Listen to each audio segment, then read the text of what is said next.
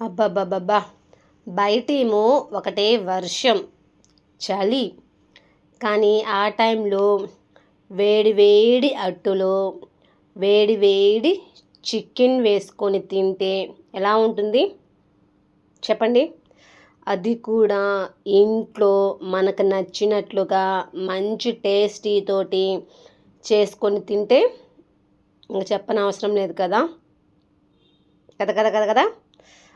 కంటి ముందు 2 లెగ్ పీసులు అలా కనిపిస్తుంటే మీకేమనిపిస్తుంది?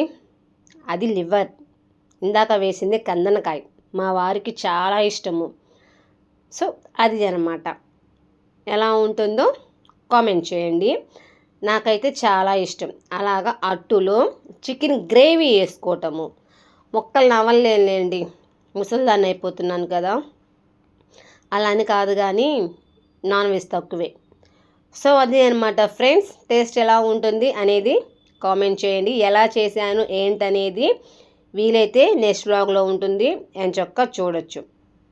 ఖచ్చితంగా నచ్చితే లైక్ చేయండి.